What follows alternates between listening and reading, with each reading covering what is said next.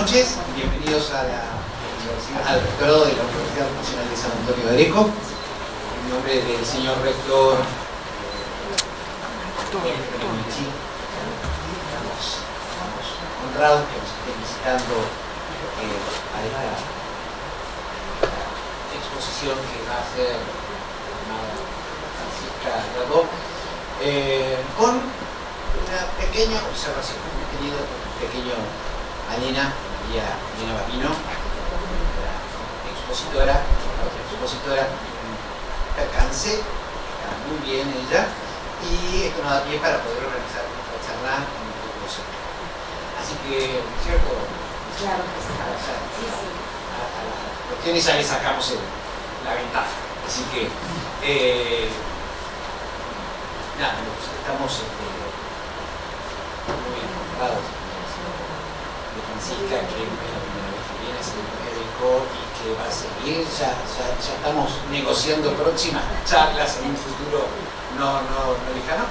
Así que le agradezco a la señora vicerectora que nos está acompañando, y yo, ya muy institucional ha pasado, y le doy la bienvenida a Chacho Virales, que va a hacer la introducción de esta charla. Muchísimas gracias.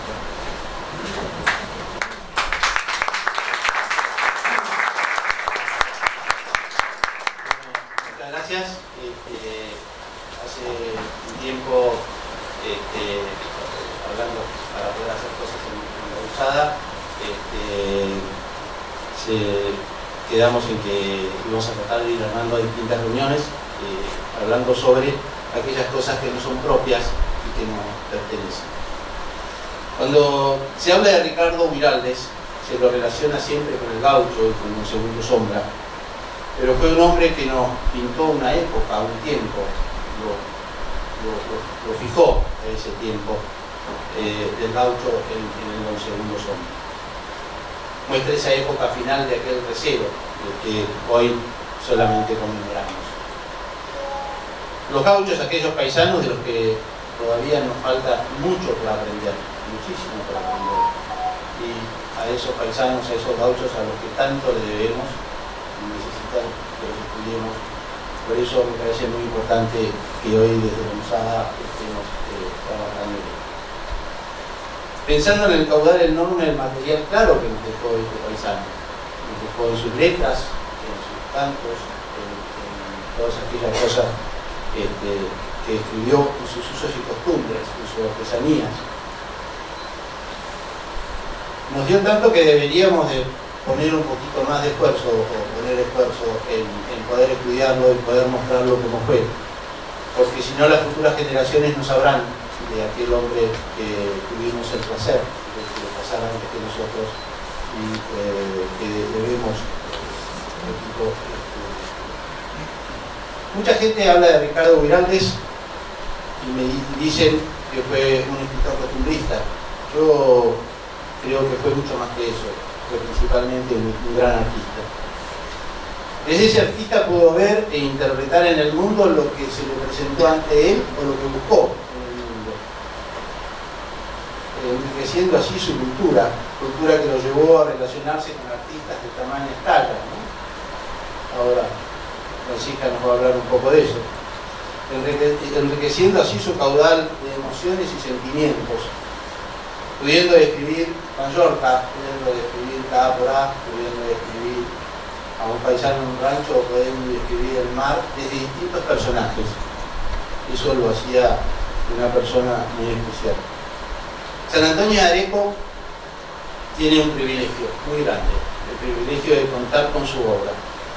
Ese privilegio es una responsabilidad que debemos desmenuzarla para mostrársela al país y al mundo.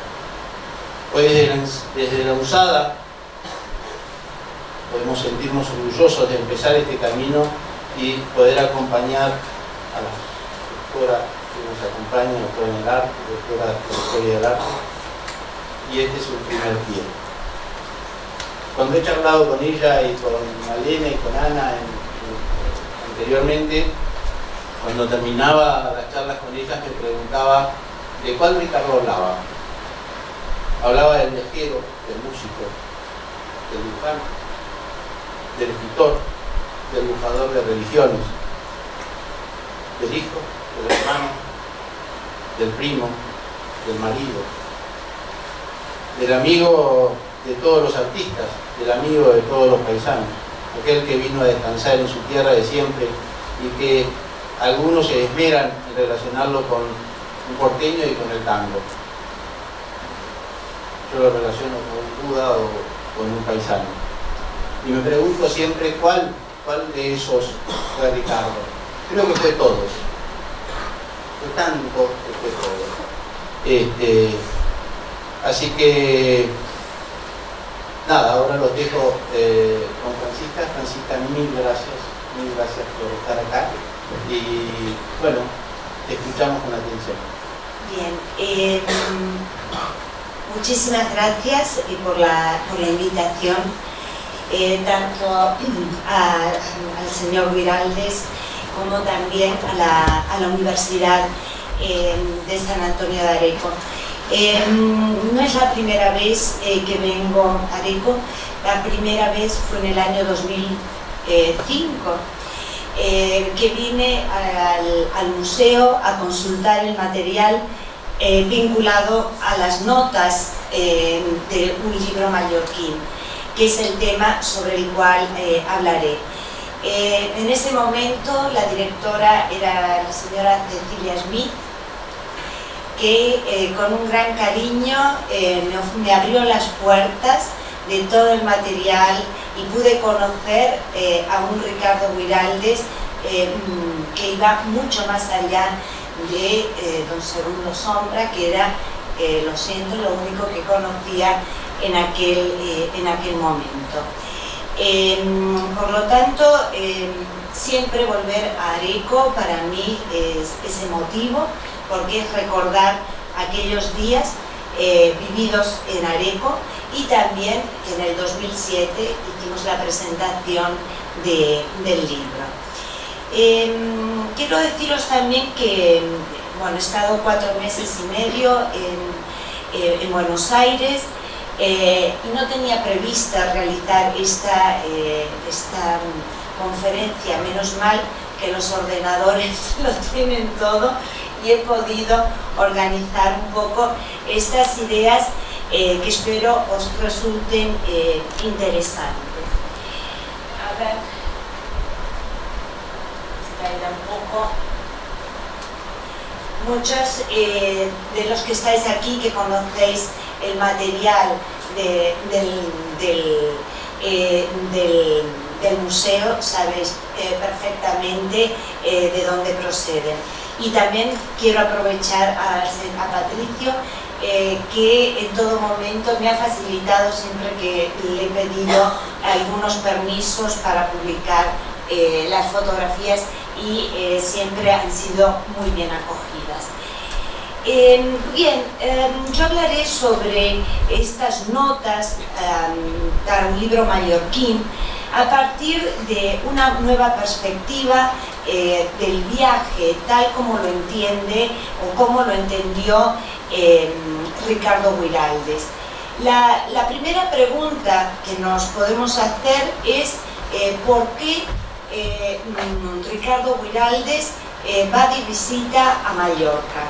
Evidentemente no era la Mallorca actual, sino que era una isla del Mediterráneo, una isla preindustrial y preturística, vinculada a corrientes primitivistas que él había estudiado en sus años parisinos. Como os he dicho anteriormente, era un gran amante de los viajes y lo entendía como un constante andar, como un continuo peregrinaje en la busca de un ideal, de modo que no es extraño que le interesaran culturas tan diversas, sobre todo porque eran culturas en las cuales él se metía a fondo para intentar llegar no solo a una empatía con el otro, sino para extraer otras fuentes de conocimiento. Pero para llegar a Mallorca, primero tenía que tener conocimiento de la isla, ¿verdad? Un conocimiento del cual yo diría que Mallorca ya era una noticia estética desde mitades del siglo XIX, sobre todo gracias a George Sand, cuando escribe el famoso Un invierno en Mallorca. Pero también Mallorca era conocida, especialmente en Argentina, gracias a la figura de Rubén Darío. Recordar que en 1906 escribe la famosa epístola a la señora de Lugones y luego en 1907 publicó por entregas en el periódico La Nación La Isla de Oro y en 1913 El Oro de Mallorca. Es decir, que dentro de los intelectuales se sabía de esta existencia, si queréis, desde un punto de vista muy parnasiano, muy ligado al simbolismo. Pero en estos viajes, en estas redes, siempre hay alguien que actúa como un punto de atracción. Y este punto de atracción fue el pintor catalán Hermen Anglada Camarasa, el cual impartía sus clases de pintura en París. Una ciudad de París en la que el número de argentinos era realmente importante. Además de Ricardo Guiraldes, se encontraba Adandil, con el cual se fue a la India, por ejemplo, Alfredo González Garaño, Roberto Ramoyer, Alberto López Buchardo y un largo etcétera. Amigos de entre Buenos Aires y París. Y es entonces en la ciudad de París donde entra en contacto con Anglada Camarasa, ya que la mayor parte de los artistas que he mencionado compraban obra de Anglada. Anglada en 1914, como consecuencia de la Primera Guerra Mundial, abandona la ciudad de París y se establece en Mallorca. Era una persona de un gran atractivo, yo creo que en este sentido muy a la manera de Guiraldes, y a él le siguieron un grupo de jóvenes pintores como podían ser Tito Cittadini o Gregorio López Naguil, pero también sus amigos, que ya eran como es el caso de Guiraldes o Alfredo González Garaño y Adandil. Yo creo que estos tres, sobre todo por el discurso que iré realizando.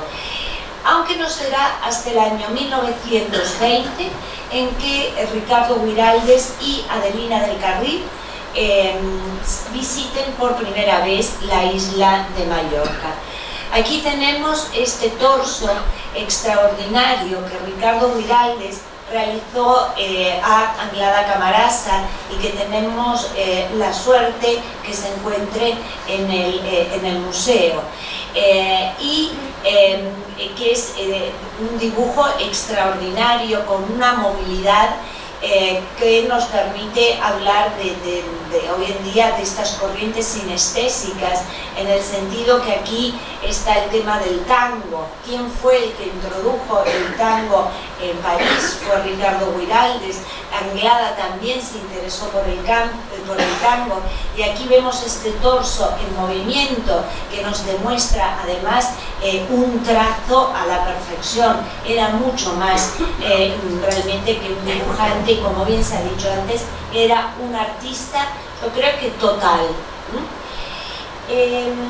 Por lo tanto, aquí seguramente conocéis la isla de Mallorca. Fijaros que allí el punto rojo corresponde al puerto de Pollença, que es donde se establecieron, mientras que esta de aquí es la ciudad de Palma, la capital. Empezar en el año 1920, llegar de Palma a Pollensa realmente era complicado. Luego ya veremos cuántas horas llegan a tardar. Pero como Anglada y sus amigos argentinos estaban en el puerto de Pollensa, a Ricardo Buraldes no se le ocurrió otro lugar a donde ir. El primer viaje lo realizó entre mediados de febrero y abril aproximadamente de 1920 y que corresponde a invierno y primavera. Luego, entre la segunda mitad de agosto y octubre del 22 pasa el único verano.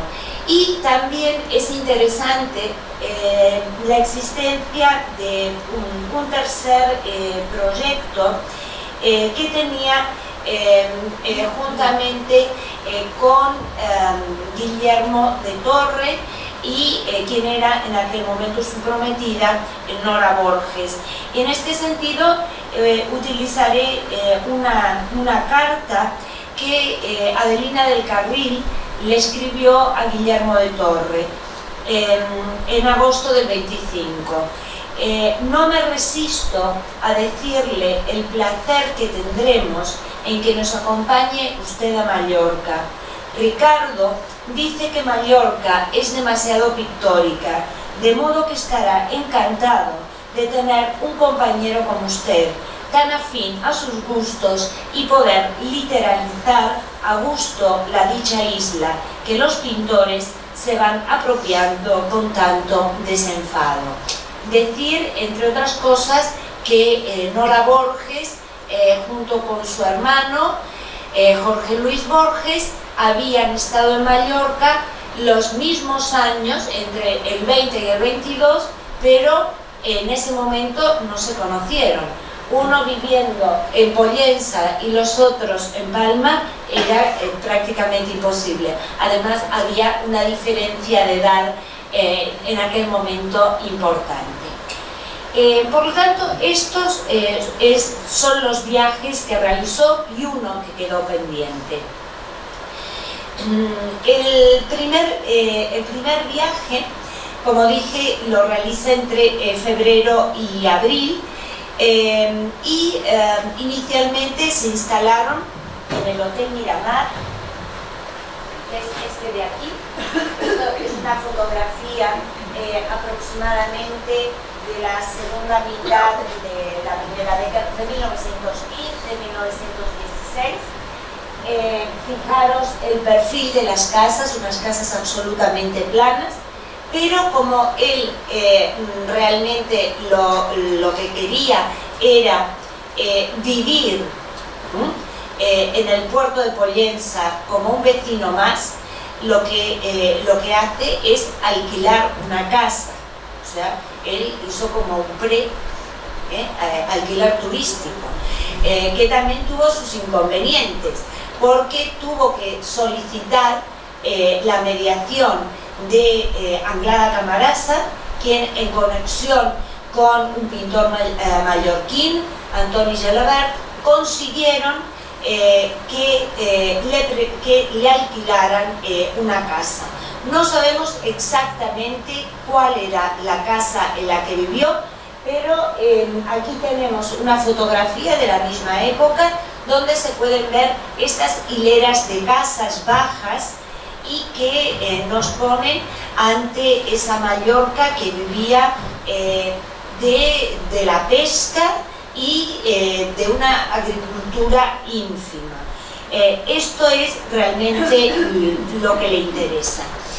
En este viaje coincidió con su amigo Alfredo González Garaño y con Marieta Ayerta, su esposa.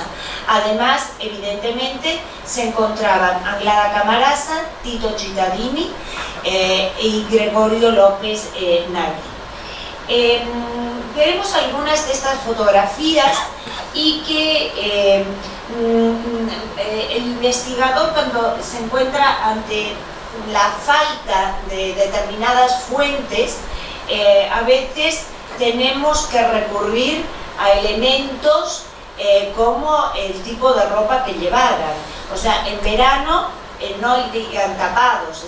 Si estas fotos son de primavera, y también se fue realmente con toda la familia, porque está también Emilio del Carril, el cuñado.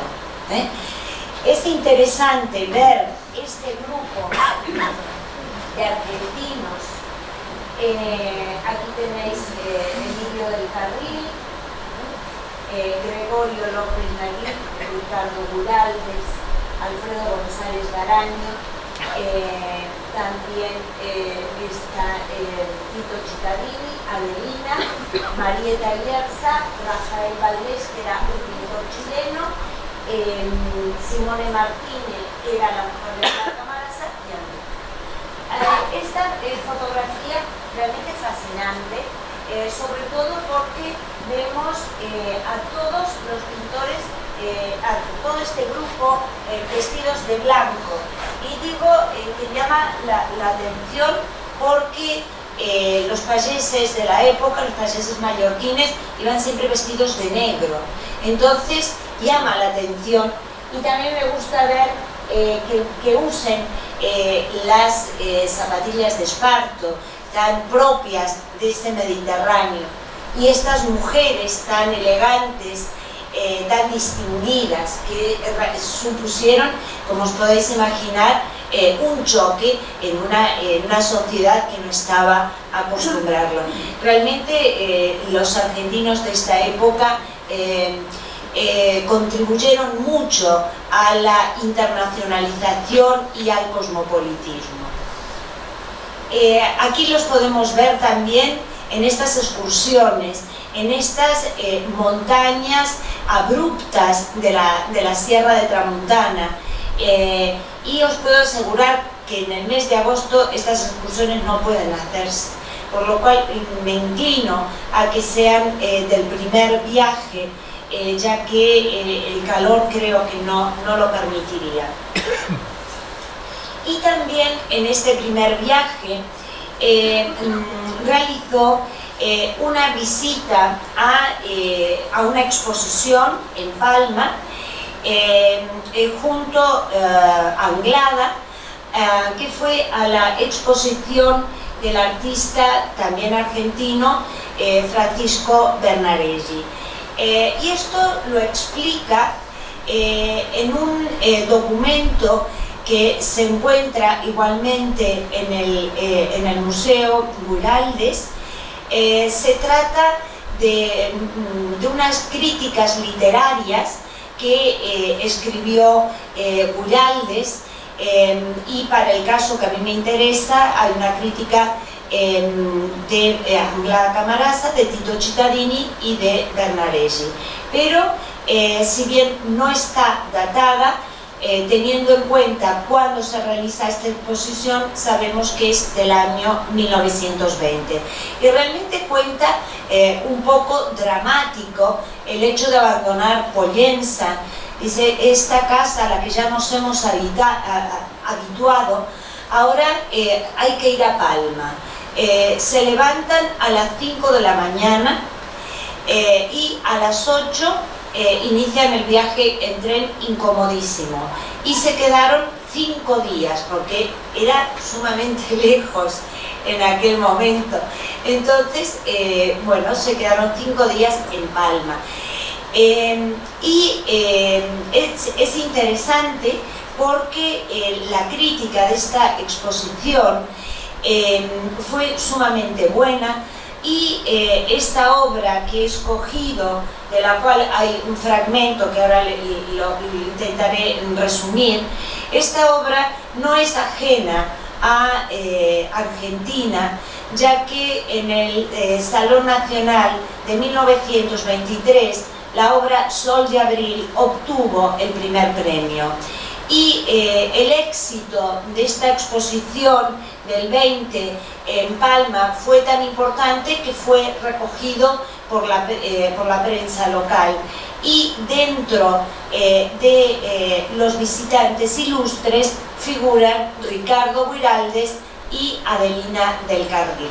Por lo tanto, esto nos permite ver que si bien estuvo en el puerto de Pollensa, existió también otro tipo de sociabilidad. Os voy a leer un poco, sobre todo por la riqueza esta del vocabulario que tiene Guiraldes y, como he dicho, con unos tintes parnasianos, vinculados al simbolismo, a la visión edénica o paradisíaca de la isla de Mallorca. Incluso, si os fijáis en estos naranjos, y que fueron interpretados a lo largo de la historia como el Jardín de las Hespérides. Sol de abril. Mallorca ignora la tristeza crepuscular de los paisajes sucios. Mallorca guarda una infinita pureza de color en sus sombras y en la tarde, que es la sombra del día. Sobre el puerto de Sóller, la tarde cae como una irisación de luz y las gamas de color afinan los joyeles de sus costas, de sus piedras, de su tierra, de sus plantas. Si el oro de las naranjas ilumina el verde de las hojas vecinas, el contorno de la bahía lenta y ágil como un acuático movimiento de sirena, hace su curva caricia a la tierra. Es decir, es un vocabulario sumamente rico y sumamente novedoso, porque aquí estamos hablando en un lenguaje simbolista que evidentemente tiene mucho de Rubén Darío, tiene mucho del oro, tiene mucho de esas visiones edénicas y también del placer, que en un momento dado es así como es interpretada. Por lo tanto, en las ciudades turbias de contener tantas almas, los hombres buscan con tesón vencerse unos a otros, y el arte, tomando rango de arma en la batalla, se envilece. Es decir, que tiene una visión sobre el arte que va más allá de la simple mirada. Además, cuando dice teorías, afanosa rebusca para llegar a decir las palabras dominantes, tortura diaria para retorcer la pirueta más brillante, vanidad, fuerza por hacer correr siempre por un camino áspero tras una falsa aurora que es el prestigio. Es de una riqueza extraordinaria, es de las mejores críticas que se han hecho de Francisco Bernaresi. Tal es así que cuando Bernaresi viene a Argentina después de la Guerra Civil, envía un poco como currículum estas palabras. Unas palabras que seguramente le envió en carta porque nunca han sido, fueron publicadas en las obras completas del año 68, pero antes no, pero él las conoce.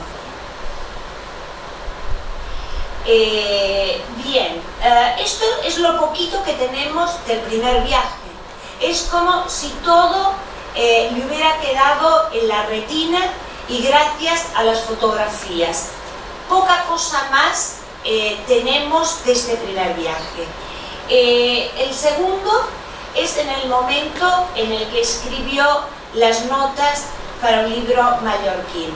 Estas 38 tarjetas manuscritas, que son una maravilla, y que no fueron publicadas hasta el año 1968 en las obras completas.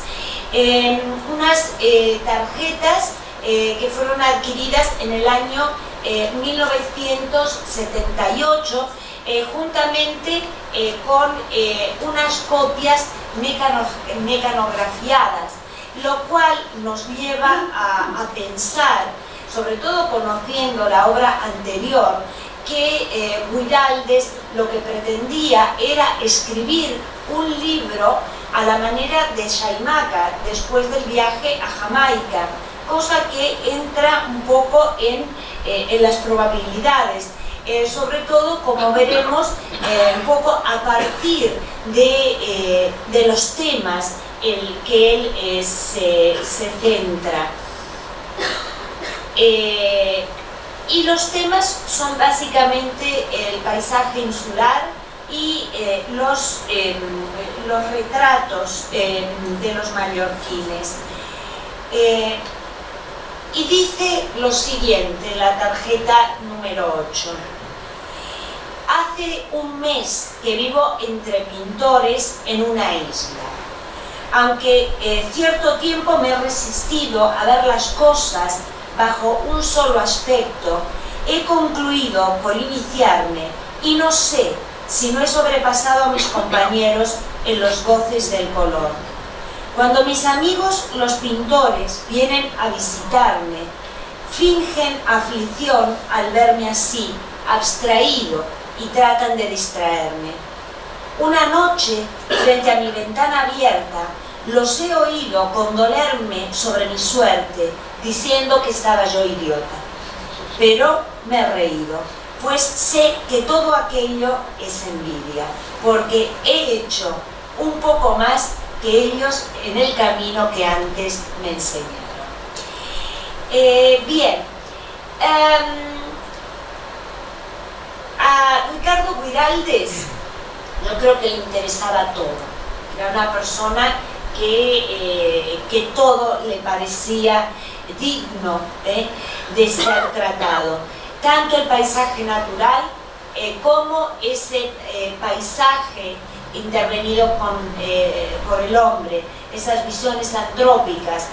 Él afortunadamente conoció una Mallorca que no había sufrido la invasión, y realmente este paisaje insular es lo que lo subyuga, y le interesan tanto aquellos aspectos más simples, aquellas cuestiones que podrían pasarnos desapercibidas, como aquel simbolismo literario. Y dice de la Sierra de Tramuntana: la isla tiene en su parte norte un espinazo de montañas porfiadamente levantadas contra el mar, cuyos embates resisten sonando como un órgano. La tierra así tendida en línea recta parece resistir a Europa con salvaje rebeldía. A mí me interesa mucho este sonando como un órgano, este aspecto sinestésico, y también leyendo otras de algunas de sus tarjetas. Él de pronto va a misa y se encuentra una España hipercatólica, con las monjitas, bueno, con todo. Entonces ese órgano, esa música, que es un poco esa visión de una obra de arte total, en definitiva tal como la concebía Kandinsky. Si Kandinsky nos decía que las pinturas nos tienen que hacer vibrar el alma, ¿por qué no también las palabras? Y yo creo que estas descripciones de la Sierra de Tramuntana nos hacen vibrar el alma. También habla de el Puigmajor, que es la montaña más alta. Bueno, en Argentina os podéis reír si os digo que la montaña más alta tiene 1200 metros. Y cuando nieva en el Puigmajor es fiesta grande. Pero bueno, él lo que hace es oponerlo a la pampa. Si el Puigmajor permanece siempre ante mis ojos sin mudar forma, no juego. Si el Puigmajor continúa afectando la misma forma orgullosa de altura que se adora, me iré lejos de aquí. Si el Puigmajor sigue imponiéndome su carcomida apostura de horizonte, que quiere escapar de la tierra para ser por su cuenta y riesgo una significación personal, lo destruiré yéndome a la Pampa. La Pampa ha abolido la montaña y no conoce sus pequeñas tumefacciones vanidosas. La Pampa está presente, es decir, pero cuando los pintores dicen que está como idiota, es porque tiene un poco aquella sensación de sublime, que es la que provocan estos estrechos, ¿no? Cuando pasamos por la montaña. Y también hace descripciones del puerto de Pollensa. Que he querido poner estas que, si queréis, mis alumnos, les hablábamos hoy, son más sensibles, les duele ver estas fotografías de una Mallorca pobre, que era un poco la foto que os mostré de los pintores, todos de blanco, y esta es la Mallorca con la que se encuentra Güiraldes. Fijaros, estos niños trabajando, cómo eran estas casas, y aquí sí tenemos las casas del puerto de Pollensa y las redes de los pescadores, con quienes tuvo una profunda amistad. En Puerto Pollensa, el domingo pasa con sordina, lo mismo que en el paraíso. En definitiva, como dice Baudelaire, ¿qué es el paraíso? Aquel lugar donde nunca podremos ir. Entonces el tiempo se detiene. En el simbolismo, en esto es una apreciación personal, el vivir en una isla tiene muchos inconvenientes, pero tiene una gran suerte, y es que todos los literatos, todos los poetas, todas las culturas han entendido desde la Ilíada y la Odisea, se han entendido a la isla como un paraíso. Las casas están a la orilla del mar, todas en fila sobre un breve espacio, como una sarta de gaviotas al borde de una laguna. Hoy, porque es el domingo, hoy no es el mar que da el pescado, sino el mar sin objeto. En una sociedad que vivía de la pesca, no ir a pescar un día es no ganar dinero, es sin objeto. Hoy no se pulsa el viento como un factor de ganancia. ¡Qué curioso! Hoy nada sirve para nada. La bahía yace inútil y brillante, como un enorme duro que nadie recogerá, y las montañas que ciñen un anillo de miradas en torno a la moneda aquella forman un resguardo al oro del día que se reposa feliz como un líquido precioso. El tema del oro, el tema, en definitiva, de no solo el sol, sino la riqueza, pero cuando hablamos de riqueza, no de la riqueza material, sino del hedonismo. Ellos en parte lo eran. Yo no tengo miedo a esta quietud, porque me estoy saliendo de mí y soy muy pequeño para ser la naturaleza. Es por esto que decimos que es parnasiano, que es panteísta, que tiene miedo a la naturaleza. En definitiva, soy muy pequeño para ser la naturaleza. Aquí tenemos estas fotografías con las redes. Y vinculados a estos temas están los retratos mallorquines. Es el aspecto humano de Mallorca, donde nos muestran a estos hombres recios, a estos hombres parcos en palabras, con la piel curtida por el sol, tanto por los trabajos en la mar como los trabajos en la tierra. Tener en cuenta que en los años de los que estoy hablando, Mallorca no era el boom turístico que es en la actualidad y que Argentina era el futuro. Y en estos momentos se estaban dando unos procesos migratorios altísimos de Mallorca hacia Argentina. Y digo por esto, por esta visión que tiene de estos hombres prácticamente analfabetos y que son con quienes él se relaciona. Y se relaciona básicamente con tres personas que son Pedro Andreu, que es una mala traducción, que es Pedro Andrés, que era un vecino,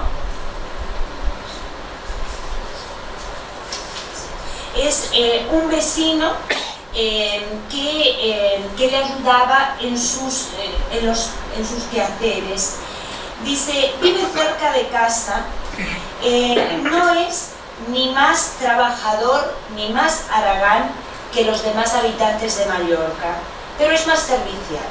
Y como somos amigos, suele ocuparse de algunas miserias mías, entre ellas la de cargar mi lámpara de carburo, no había electricidad evidentemente, que yo nunca acierto a poner en estado de uso.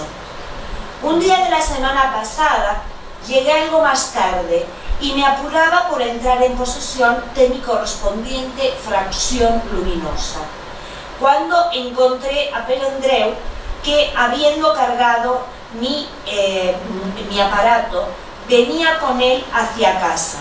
Cuando estuvimos a 10 metros, Pedro Andreu, que no era más trabajador ni más haragán que los demás habitantes de Mallorca, colocó sus manos como un paréntesis a ambos lados de la boca y me gritó como en pleamar: si usted viene hasta aquí, yo no voy hasta allá. El mallorquín era simple, ni más trabajador ni más haragán, y supongo que los dos tenían ganas de llegar a casa. Patrón Romín era el patrón de una barca alquilada. El patrón es la persona que tiene barca y por lo tanto es el que la tiene que llevar. Tenía la barca alquilada yo supongo que Tito Cittadini, y se los llevaba, como podéis ver aquí, a Ricardo Guiraldes tomando el sol y a González Garay. También aquí está otra con Tito Cittadini, que seguramente era quien alquilaba la barca. Dice, de los tres que vamos en la barca, solo dos somos capaces de filtrar el ambiente en nuestros nervios, pero el tercero se opone con inocente testarudez. El tercero es el patrón Romín, dueño de la barca que mi amigo el pintor alquila. Alquila con hombre, anzuelo y demás aparatos de utilidad marina. Inútil decirle que deje los remos. El patrón Romín es pescador y se pesca las más formidables borracheras del puerto. ¿Cómo bebiendo tanto se puede ser tan seco? La nariz, seco de palabras, ¿verdad? La nariz es filosa y caída. Los ojos metidos en una jareta de radiadas arrugas son tan inseparablemente azules que parecen un perpetuo chiste. Los dedos de articulaciones distanciadas como las patas de la langosta agarran sólidamente los remos que atraen y empujan en rítmica alternancia. Deje los remos, patrón, insiste mi amigo. Ya vamos bien con la vela y no es necesario cansarse. Patrón Romín responde con un soplo fofo entre los labios. ¿Cansarse? Hace 70 años que día por día el cuerpo repite la misma rima. Por lo tanto, aquí tenemos estas visiones de las personas con quien él se relaciona y que, como hemos visto en el caso anterior, le cuesta casi abandonarlo. El otro es Jaime Enseñat, es el patrón de una barca, pero que se la alquila a Guiraldes en este caso. Dice, tomar una barca es ascender a la dignidad de patrón, aunque uno continúe llamando así por deferencia al que solo es marinero en su propio barco. El que alquila la barca lleva la barca y prevela parte de la pesca. Soy pues patrón de un pequeño falucho y tengo a mis órdenes un viejo de 60 años, bondadoso, fuerte como un muchacho y alegre. Ahora usted es patrón, usted manda, yo soy marinero. ¿Viraremos?, le pregunta Guiraldes. Indefectiblemente usted manda. No es precisamente lo más práctico que yo mande, pero nada podía decir contra esta inocente manía de la obediencia, sin criticar su actitud pasiva. Esto es muy mallorquín. Hacemos aquello que nos dicen. Y me dijeron, tienes que ir a Areco, porque no tengo los apuntes. Es igual, los encontré. Lo encontré. No es precisamente lo más práctico. Bueno, después me cuenta que tiene una hija casada en América, lo que os decía antes. Primero vivió en La Plata y ahora está en una ciudad de Uruguay. Hace unos días que ha recibido una carta y un retrato con un nieto que parece fuerte y sano. Gasta muchas pesetas diarias de mercado. Para eso hay que ganar mucho. El viejo ríe. De pequeño también quiso irse a América, pero la familia. Después de almorzar, suele venir a tomar el café conmigo, bajo la enramada de pinos de mi casa, y es la primera charla, simple, entre la cual veo su sencillez, como se ven las nansas en el fondo de la bahía los días de calma. Por lo tanto, para él, tomar café con este hombre era una maravilla. Ir a pescar con el otro, que bueno, que bebía más de la cuenta, también. Todo esto para él era tan importante como la relación con sus amigos. Realmente habla más de los mallorquines que de sus amigos, los artistas. Y también esta fotografía, que es una maravilla. Guiraldes nadando en la bahía de Pollensa, yo creo que hay... además, tenemos que tener en cuenta también la calidad fotográfica, porque es del año 22. Y aquí llegamos a ver las olas, ¿no? Y a mí me gusta muchísimo, y en clase y en diversas conferencias que he dado, las suelo poner porque creo que representan un poco esa contraposición entre una Mallorca absolutamente arcaica, atrasada, y lo que era hoy en día el topless, el nudismo y tal, están a la orden del día, pero qué avanzados eran estos muchachos. Bueno, habla de unas monjitas de la caridad que se dedicaban a cuidar a los enfermos. Bueno, dice que en sus celdas modestas, en su capillita ingenua, rezan las mismas oraciones de siempre y ofrecen su vida y su dolor al Cristo, mientras una blanca tranquilidad del mediodía les aclara el alma. Así vivirán suaves y caritativas una vida de votos y holocaustos. Pero me interesa sobre todo la figura de Marianne Willumsen, que es una danesa casada con el pintor Jan Willumsen, quien nació en París, el pintor, y que evidentemente he llegado a la conclusión, bueno, Willumsen estuvo también en Ibiza, pero la conclusión es la siguiente, que si Anglada Camarasa realizó este cuadro de Marianne Willumsen en 1911, se conocían con anterioridad, y por lo tanto Jan Willumsen y su mujer fueron a Mallorca, así como otros de sus amigos. Y dice lo siguiente, ¿cómo es esta Marianne? 22 años, grandes, muy grandes, el pelo un alboroto de fibras de oro cobrizo y una risa con claros grandes, distanciados. Jan Willumsen goza de la prebenda de ser su marido, pinta con tesón de ola. Jan pinta demasiado, y Marianne, que ha venido al mundo para vivir alegremente todas sus horas, se siente tan sola en esta Mallorca de luz inconsiderada que ha empezado a acariciar con una mano ejemplar, rosada y tubular, un principio de neurastenia. Jan nos cuenta: cuando yo pinta, Marianne duele el muela. Verdad, concluye Marianne, cuando yo baña, cuando yo sale, no duele más, es una muela neurastenia.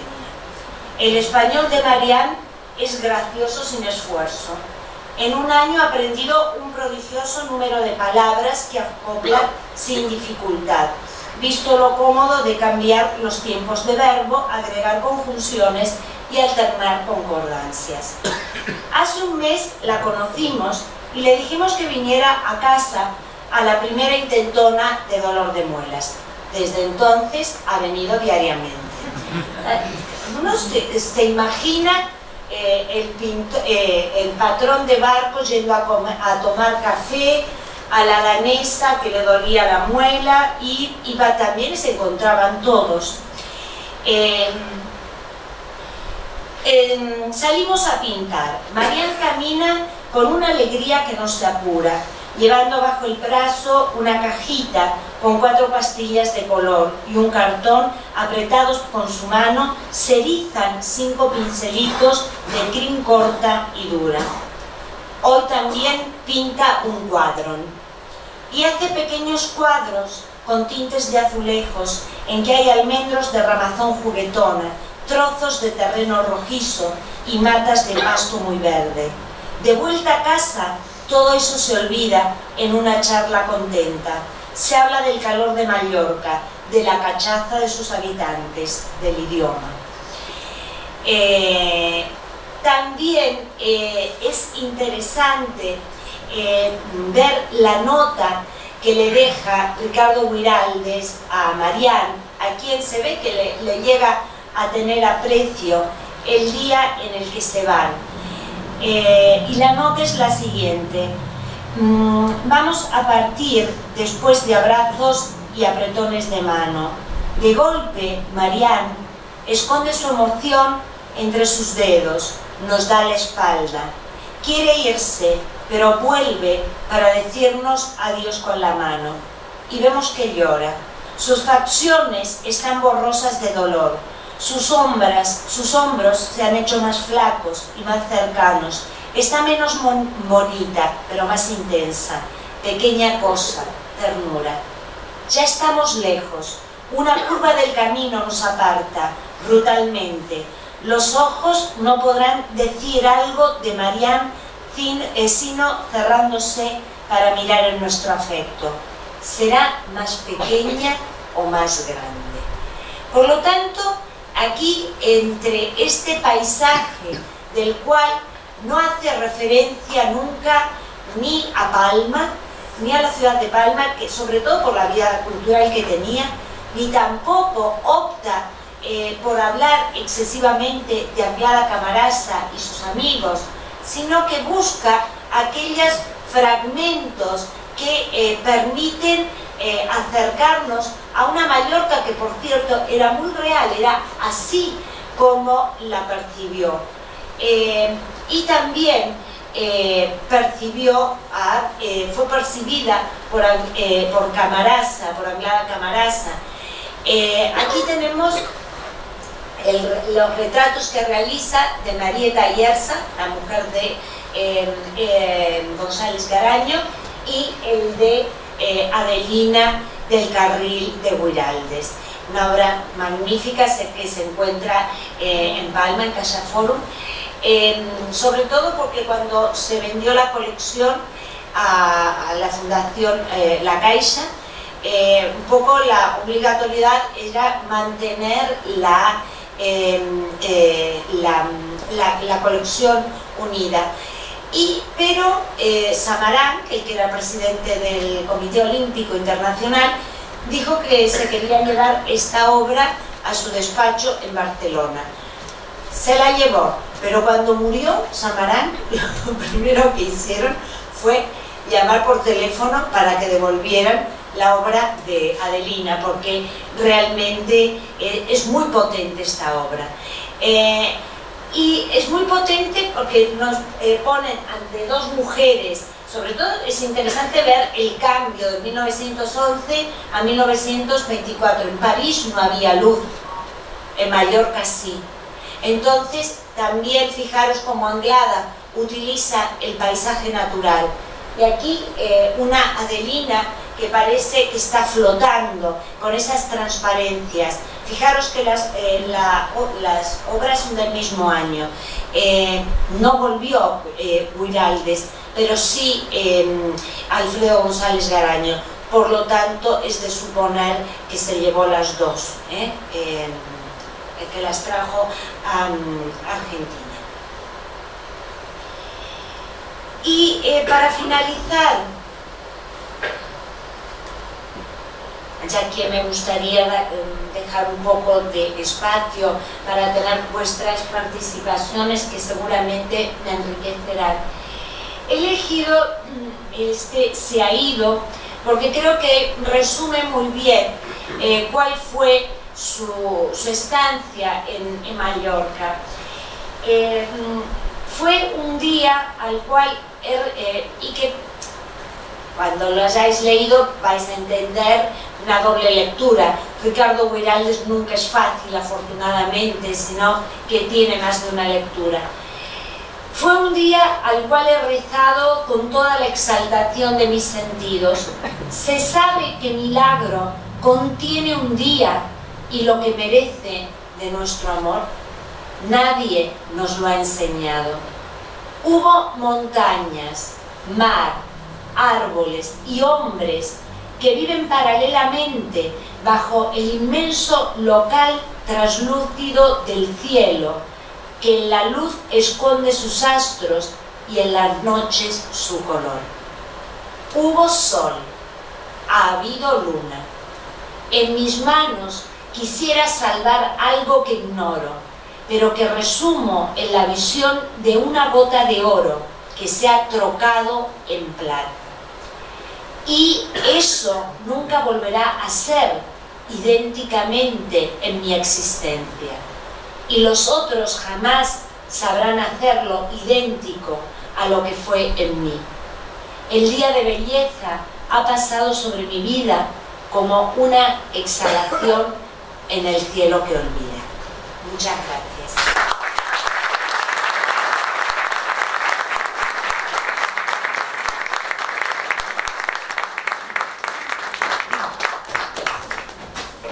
Bueno, muchas gracias.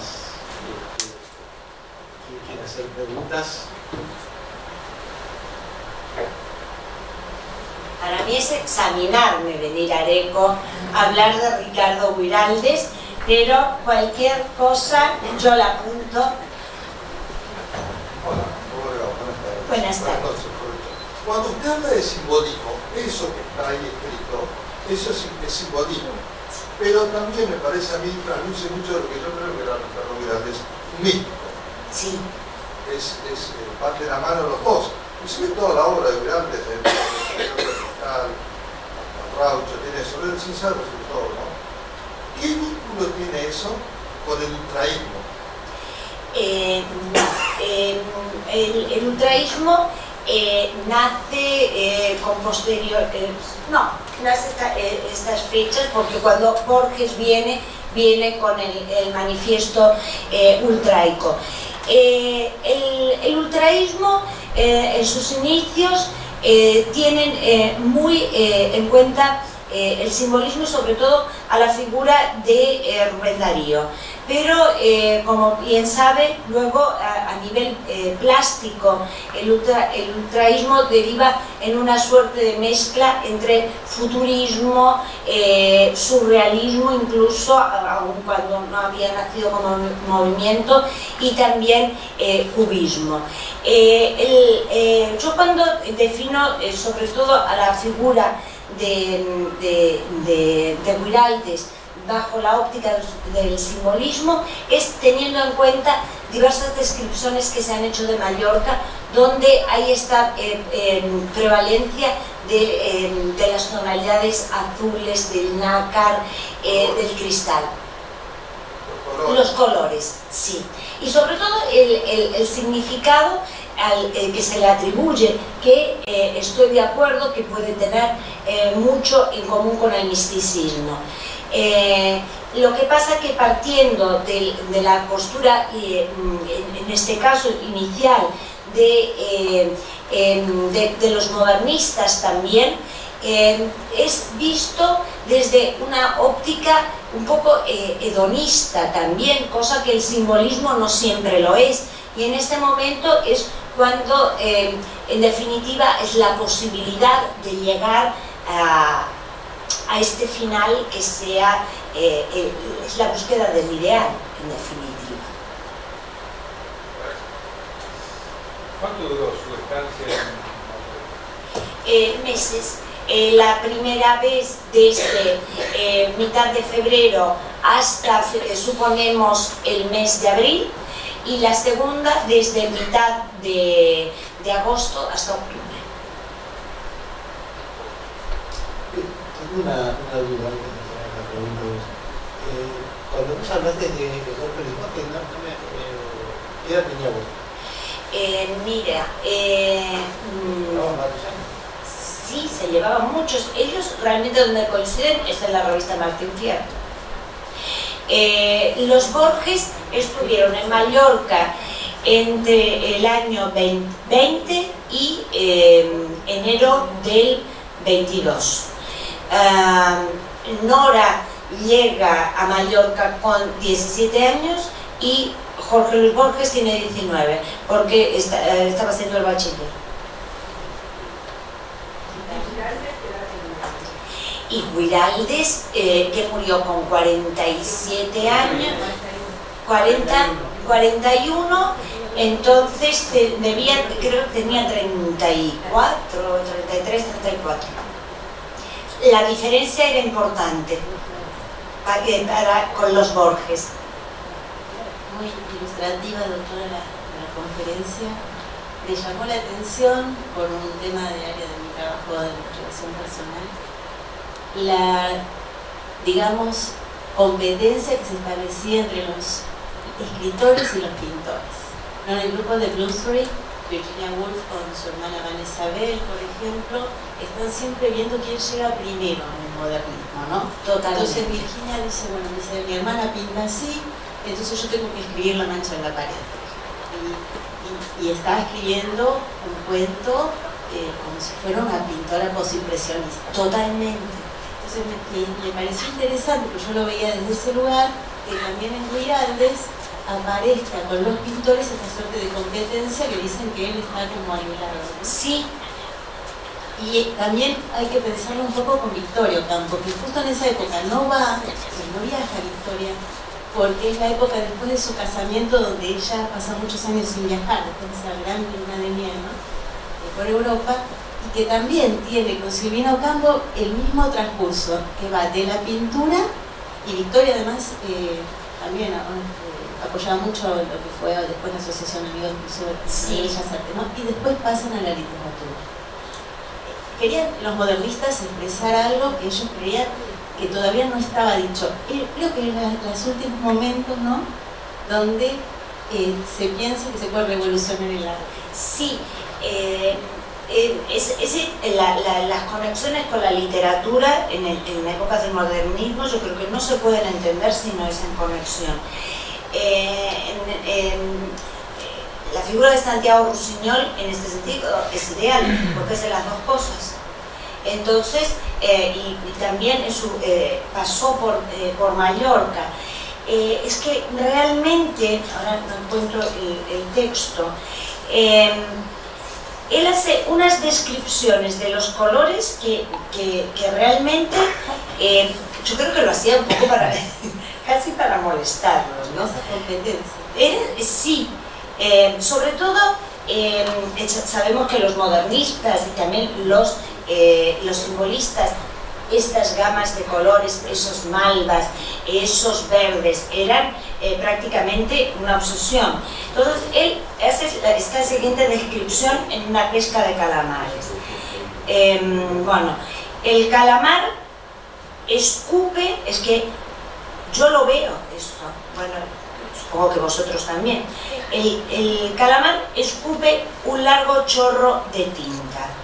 Rápidamente le sacamos de la boca el instrumento que le causó el engaño y lo tiramos sobre la cubierta, donde tose y estornuda con una repentina pulmonía. Es que también lo podemos oír. Después de uno son dos los bichos que bufan sobre cubierta. Y es que ya en silencio las bestias van mudando de color, yendo del blanco al rojo, del rojo al violeta, para desteñirse luego en una lividez en que la muerte las acerca al hueso. Impresionante, más en esta época donde la imagen es la que prime y se han perdido las palabras, ¿no? Y la cultura, ¿no? Pero esas palabras, esa manera, la descripción. Sí. Es realmente, es muy difícil catalogarlo a Guiraldes. Estos textos en clase les cuestan mucho, ¿vale? Pero bueno, hay que hacerlo. Ricardo también pintaba. También pintaba, sí, sí. Nada, yo decirte, Francisca, que te agradezco en nombre de muchísimos habernos acercado como siempre este Guiraldes tan entrañable, tan rico para San Antonio de Areco. Y siempre Guiraldes sintió todo su arte como un gran trabajo. Trabajaba pintando, trabajaba escribiendo, trabajaba componiendo música, todo para que cada uno de sus párrafos fuera música, fuera color, fuera sonido.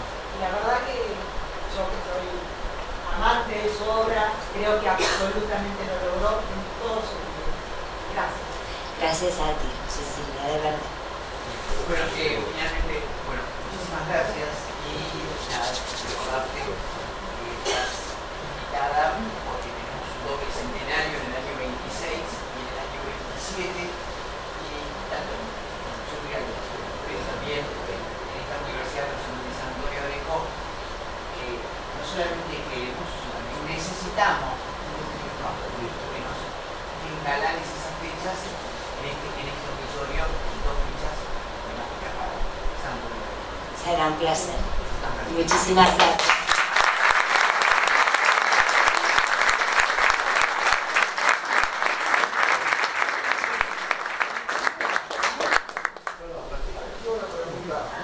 Sí. No. Es un error fatal para mí, pero bueno. Los colores. Pero en el resto de la obra de Guiraldes, el Segundo Sombra, el Rayo, el Salvaje y demás, es más la metáfora, no es tanto el color lo que tenemos nosotros. Y si uno lee otros poetas españoles como Ramón Jiménez, como Gerardo Diego, ahí sí uno nota que los colores son importantes. Quería, no sé si preguntar eso o afirmar eso, o que usted me responda sobre eso. No, yo lo tomo como una afirmación, sobre todo porque le digo la verdad, salvo Don Segundo Sombra y El Cencerro de Cristal, un poco por encima sí que lo he leído, pero desconozco la totalidad de su obra. Y un poco lo que has dicho anteriormente, es una época en la cual el tema de la música, el tema de los colores, el tema de las letras se encuentran íntimamente unidos. Y también tenemos que pensar que es un momento de la historia del arte, que es en definitiva mi área, en el que el año 20, el año 22, estamos en plenas vanguardias. Este tipo de pintura, bueno, era sí, un poco más residual y no tenía aquel interés que sí podían tener, yo que sé, un Picasso, un Klee o un Kandinsky. Pero a pesar de ello, en el caso de España sí que el modernismo se mantuvo de una manera muy larga. Lo mismo que el impresionismo, aunque yo no estoy de acuerdo en que todos los pintores sean impresionistas, pero sí que es cierto que en el caso sobre todo de la pintura mediterránea, que ahora se está trabajando mucho dentro de este ámbito, lo que se observa es una pervivencia del color. Por lo tanto, en estas descripciones que yo, que son las que he estudiado, esencialmente las de Mallorca, sí que veo mucho este tratamiento del color. O sea que me apunto como lecturas. Gaucho no puede ser que venga en el 26, tengo que venir con los... Gaucho es la vida. Gaucho Galván es Ricardo Virante. Sí, a mí una cosa que me impresiona de Ricardo, siempre digo, cómo podía pararse en otro lugar para hablar, ¿no? Por ejemplo, a mí me impresiona en un segundo cuando Fabio describe el mar. Siempre me pregunto, ¿qué le podría haber, pues lo escribe, Ricardo escribe desde Fabio Cáceres, ¿no? ¿Qué le podría haber impresionado a Ricardo el mar de Madariaga cuando había dado las 5 veces la vuelta al mundo, digamos, haber conocido todos los mares y cómo describe el mar, ¿no? Bueno, ahora te las yo, tuvimos una charla hace un tiempito atrás y que fue la que terminó con esta charla, así que me ha sido muy enriquecido, gracias por todo lo que nos has enseñado y bueno, como dijo recién Patricio, que vamos a esperar el día. Muchísimas gracias.